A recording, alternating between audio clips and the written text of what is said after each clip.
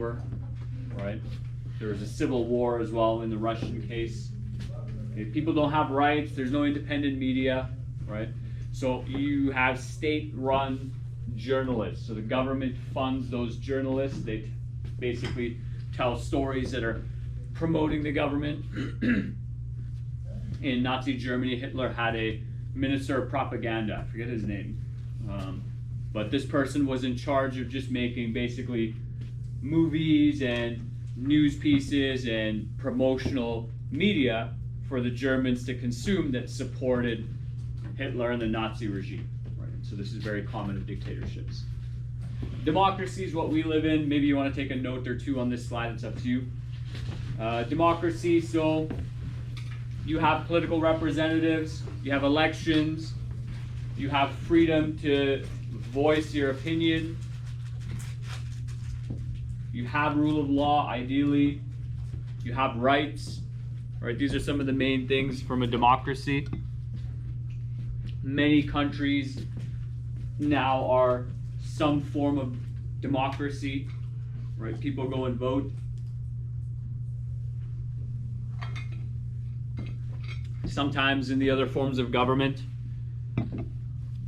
the leader in charge will have some sort of mock fake election. You know, they'll have a ballot box. You know, people can go and vote, but maybe there are military or armed guards outside making sure, checking, like, hey, who'd you vote for? Did you vote for the right person? You know who you're voting for today? In other cases, it could be completely phony or bogus. Like you go to the ballot box and there's only one name on it. So yeah, there was an election, but there was no choice. In America, it's kind of complicated. They really only have two political parties, and some people will go even further and say it's really only one political party, right? Like kind of one set of beliefs. In Canada, we have a little bit more diversity of political parties, but still it's quite limited. My friends told me in Brazil, you know, there's maybe 10, 15 parties in their parliament, right? They have a lot of political variation. Okay.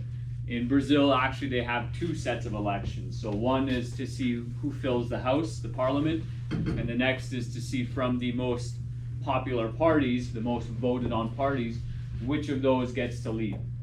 Okay.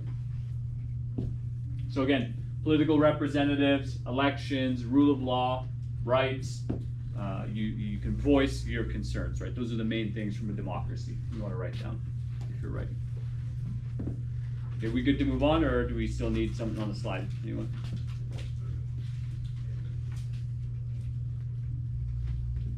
Okay, does anyone recall now, just going over, what's the difference between an autocracy and a democracy? An autocracy is one supreme leader, there are no rules, like there's no laws. The leader makes every single decision. Okay, so an autocracy is just one person, mostly. They make all the rules, there's no rule of law. What's a democracy? Do you want to help them out? Or there can be multiple leaders and everybody has a say. Everybody has a say. There's still one general leader, but that leader has political opposition, right? So many people get to voice their concerns. Okay, that's good. Okay, a monarchy. You don't need to take notes on this slide. So monarchy is a royal family, king or queen, right? Kingdom, that kind of stuff. They usually last until death, and then somebody in the family succeeds. So many of you pointed out in that video that, well, there is no more queen, right? Yeah, she died. Who took over in her place? The king. King Charles, I think Charles is his name. Is anyone, King Charles III? Okay. Do you know their relationship? They were, she was his mother. Okay, so the queen died and the king, her son took over, right? So that's how monarchies work. You can have an absolute monarchy, which is kind of like an autocracy, right? So we don't have those anymore, at least in the Western world. I think Saudi Arabia has a king, their kingdom, and their king can just make rules. But in England, in the West, you don't have monarchies that just make rules outright. They're more like placeholders. Constitutional monarchy is where the king and queen are limited by a constitution.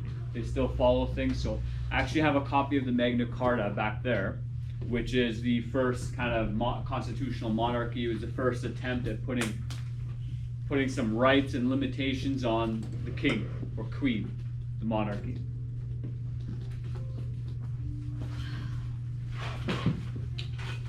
Okay, and this is just more detail on that, but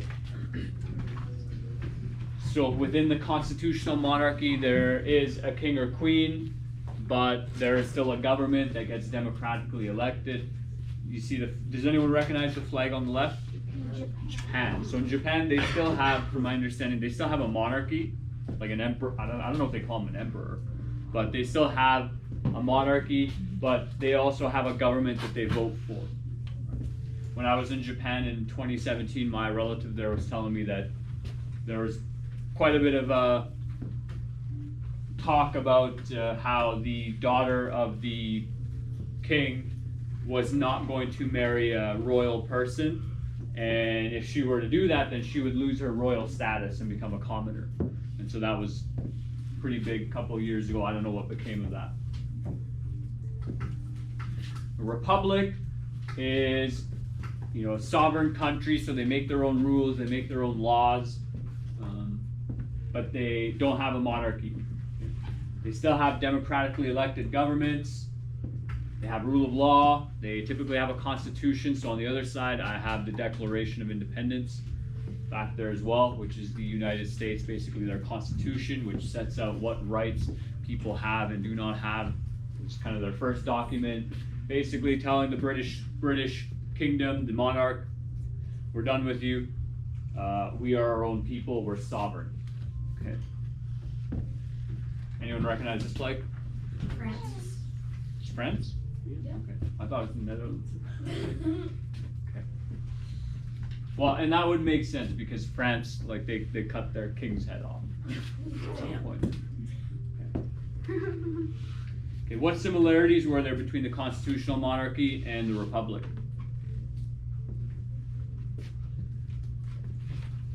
The main one was the Constitution. Okay, so the people have rights. Okay, another one was that both of them have an elected government. Okay, there's still a government in place that represents the people. Okay, I think the next couple of slides until the end, 16 to 19. Yeah, so next couple of slides, take a bit of notes here as well. Okay, again, try to do short form. I'll tell you what to focus on as much as I can. Okay, we have a parliamentary democracy, so that means elected members represent citizens in the federal parliament. The political party with the most representatives forms government. Okay, so parliamentary democracy means you have people who get voted in to represent the people. The party with the most votes forms government. So right now the people who have formed government are the Liberals. The leader of the Liberal Party at the federal level is Justin Trudeau, right? And we're also a constitutional monarchy because we have ties and connection to the monarchy, the monarch in England. But does the king really have any say about what goes on in Canada?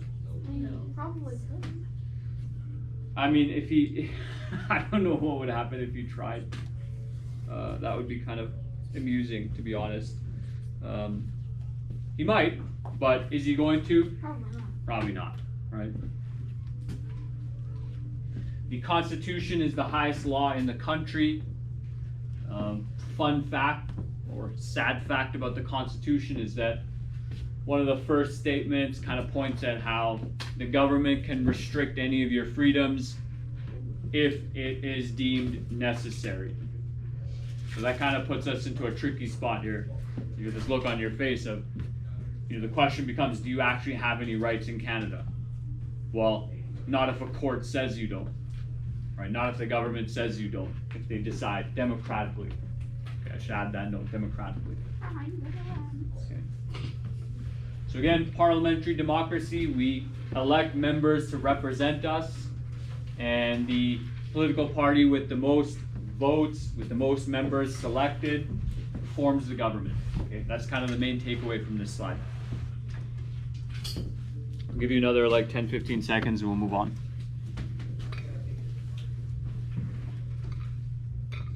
Do you just memorize everything you hear?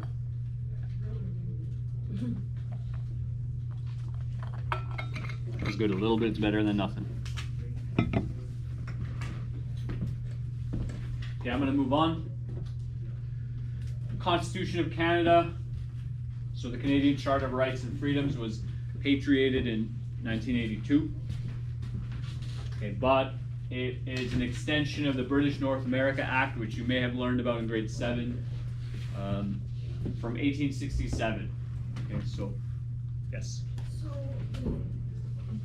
before the Charter of Rights and Freedoms, was the Bill of Rights our constitution?